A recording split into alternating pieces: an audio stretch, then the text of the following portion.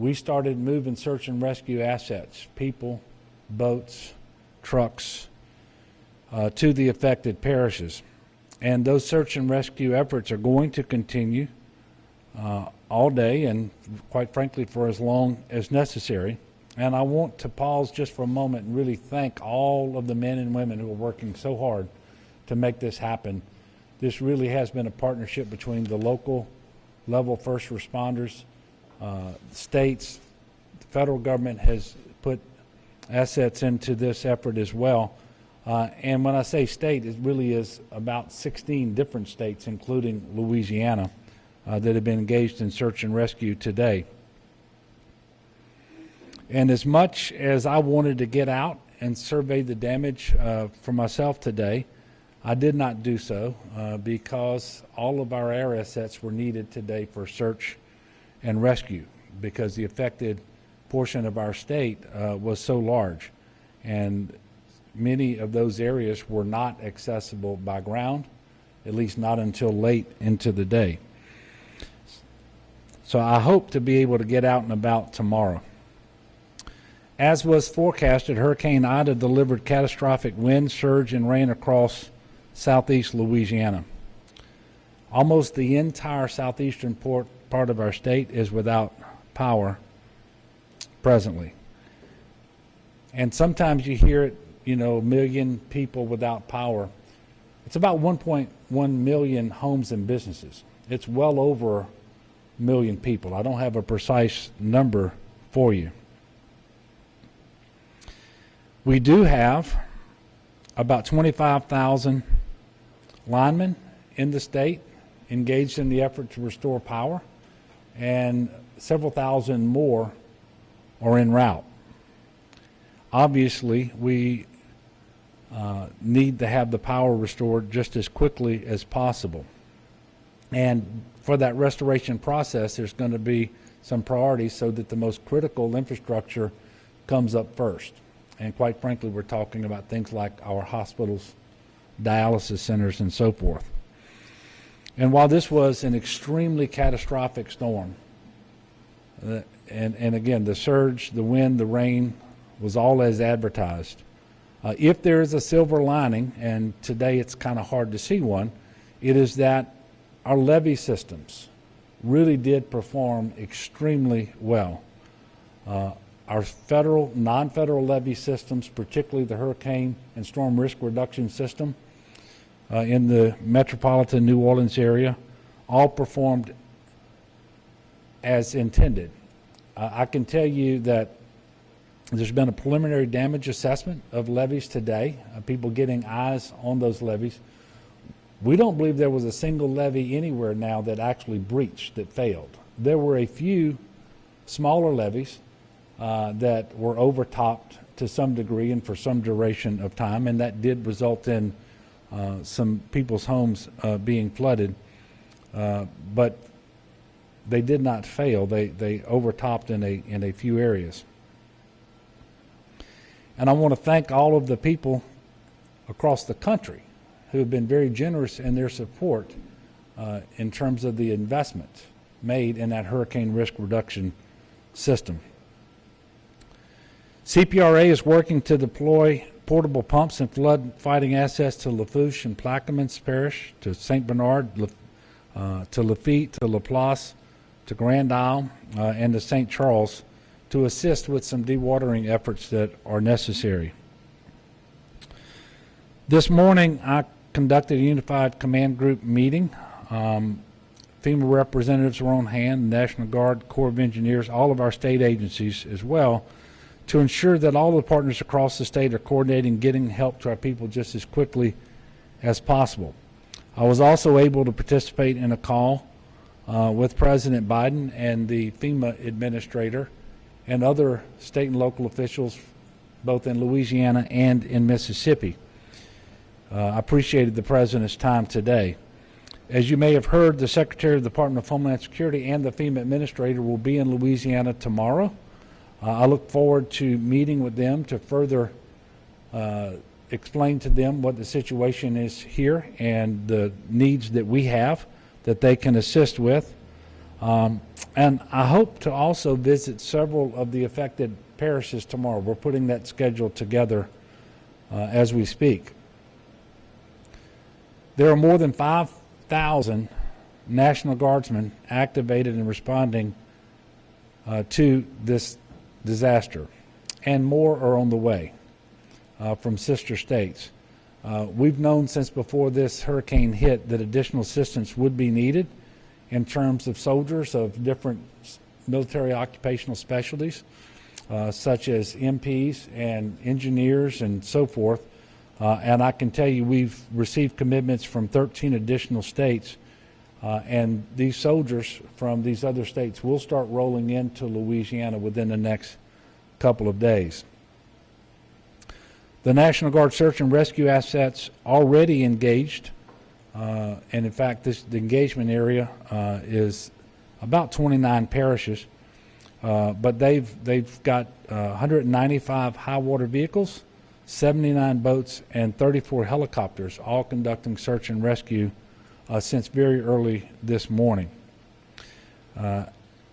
One of the numbers that I got earlier today, the National Guard had rescued 191 citizens and 27 pets across Jefferson, St. John the Baptist, and Orleans parishes, but also conducted helicopter hoist and lift operations in Laplace and Jean Lafitte, I should say. The State Fire Marshal's Office is leading a task force of about 900 individuals from 15 different states. They've been conducting primary search and rescue operations in collaboration with local first responders. Worked a little differently today because for the first part of the day they were responding to 911 calls and calls for help that had come in overnight that could not be responded to because the weather just wouldn't allow first responders to go out. The mission now is to go back and do the very organized grid search where they do a primary search, and then they'll come back and do a secondary search to make sure that any survivors who need to be rescued are in fact rescued. In addition to the task force currently on the ground, we have 200 additional individuals on the way from New York and from Massachusetts. I can tell you that task force checked on more than 400 homes today. The vast majority of people were found to be okay and unharmed, but a number of individuals did require rescuing, and then there was actually one that had a life-threatening emergency. Due to physical damage and to water and electric issues, 3 hospitals have been evacuated since the storm hit us yesterday. Those are Chabert in Homa, St. Anne's in Raceland, and Our Lady of the Sea in Galliano. A 4th hospital, Terrebonne General, is in the process of being evacuated tonight. The Department of Transportation and Development has 177 buses in operation, and so far they have evacuated more than 400 people from various locations in the affected parishes. There are 18 water system outages impacting more than 312,000 people, and 14 boil water advisories impacting more than 329,000 people. And we've talked about electricity, we've talked about water. It's pretty clear that if you have evacuated, now is not the time to return unless and until your parish informs you that it is okay to do so. Businesses aren't open, stores aren't open, schools aren't open, and quite frankly, we need to put as little demand on our water systems and on our electric grid as possible. So please, before you return, contact your Office of Emergency Preparedness or listen to the guidance that's being issued by your parish. Tragically, we can confirm 1 storm-related death so far, a 60-year-old man from Ascension Parish who died after a tree fell on his home off of Highway 621. And it's a good time to remind people that just because the storm has passed, it doesn't mean the dangers have not. As we've talked about before, in almost all of these storms, more people are killed after the storm passes. So with all of the people without electricity tonight and for some time to come, there will be a lot of generators in use. Please make sure you operate those generators outside in a well-ventilated area away from your home, not under windows and doors, not in crawl spaces or garages. Carbon monoxide poisoning is absolutely deadly. Please pace yourself when you go out to clean up your yard or remove debris. Heat indexes will reach 100 degrees or more over the next 2 weeks at least. We're also asking that you don't get on the road unless it is absolutely necessary. And many parishes have curfews in place, so please follow the directions of your local elected officials. There are currently 76 weather-related road outages. DOTD crews have been out since very early this morning assessing roads and clearing those roads of debris, principally things like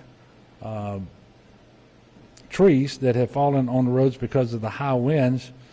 And I can tell you that I-10 westbound in the capital region is open.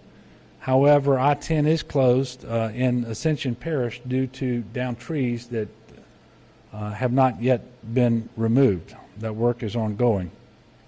Crews are also working to clear portions of I-12 that are blocked in multiple areas. Because of runaway vessels in Bayou Barataria, Colonel Bridge in Jefferson Parish in the Lafitte area is damaged to the point where it will be closed for some period of time. If you have to get on the road, please check 511la.org for road closure information and other travel-related information as well. It is still the case that there are downed trees and power lines and other debris and standing water as well on many roadways in southeast Louisiana. As of 2:30 today, there were just shy of 2,000 people sheltered in 36 different locations across Louisiana. For the latest shelter information, text LA Shelter to 898-211, or you can call 211. I have to keep reminding people that whether we like it or not, we're still in a COVID environment. It is a very difficult COVID environment where 100% of our cases today are attributable to the Delta variant, which is highly transmissible. So please make sure that that you're as safe as possible wherever you are and whatever you're doing. And these sheltering operations and transportation and evacuation operations, everything we're doing needs to be done with COVID in mind. So it's important that we mask, that we distance, that we wash our hands, do all of these things to the maximum extent possible. Last night, President Biden approved my request for a major disaster declaration. We made that request yesterday before lunch, and he approved it last night. And I want to thank him for his prompt attention and his favorable response to that request. Specifically, he granted to Southeast Louisiana individual assistance and public assistance, as well as Category A, which is debris removal. And for the state as a whole, he granted Category B, emergency protective measures. The Category A and B is for 100% federal cost share for 30 days from the start of the incident. For the public assistance is at 75% for the federal government. I feel quite certain we will cross the threshold necessary to request that be increased to 90%. All of this assistance is going to be extremely helpful because people can now register for individual FEMA assistance if they live in one of the affected parishes. Already, more than 18,000 people have taken advantage of the opportunity to register for individual assistance, And so if you live in one of the following parishes, please register for FEMA aid if you were impacted by Hurricane Ida. And those parishes are Assumption, East Baton Rouge, East Feliciana, Iberia, Iberville, Jefferson, Lafourche, Livingston, Orleans, Plaquemines, Point Capee, St. Bernard, St. Charles, St. Helena, St. James, St. John the Baptist, St. Martin, St. Mary, St. Tammany, Tangipahoa, Terrebonne, Washington, West Baton Rouge, and West Feliciana parishes. For many people, the fastest and easiest way to apply for FEMA assistance is by visiting disasterassistance.gov. If it isn't possible to apply online, you can call 800-621-3362. The toll-free telephone lines operate from 6 a.m. to 10 p.m. 7 days a week.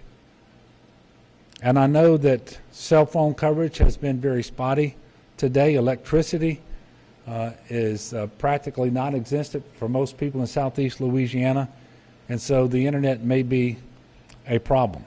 But you have several ways to register for aid, and certainly you have an extended period of time in which to do so.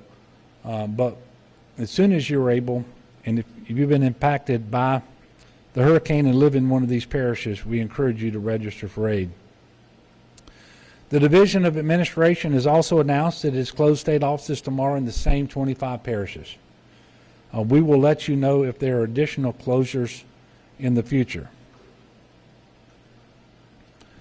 In closing, I want to ask the people of Louisiana to do what you always do best, and that is to be a good neighbor. Take care of yourself. Take care of your family. Reach out to the elderly couple next door across the road. Make sure that to the extent that you can, you're checking on family members who may be elderly or have special needs. There are an awful lot of unknowns right now. There are certainly more questions than answers. I can't tell you when the power is going to be restored. I can't tell you when all the debris is going to be cleaned up and repairs made and so forth. But what I can tell you is we're going to work hard every single day to deliver as much assistance as we possibly can. And I can tell you we're going to push Entergy and all the other electric companies to restore power just as soon as they can. And they are busy doing that, again, with more than 25,000 linemen on the job as we speak. Those linemen, by the way, come from 22 different states. Can't tell you when your cell service is going to be restored if it's currently out, although I can tell you that AT&T made tremendous progress earlier this afternoon, and so hopefully your cell phone coverage is back or will soon be back. And I know that cell phones have become the preferred method of making phone calls for many people. There are a lot of individuals who don't even have landlines, and this made communication very difficult and frustrating today. Not just difficult and frustrating, but if you needed help, it might have been very difficult for you to call for that help.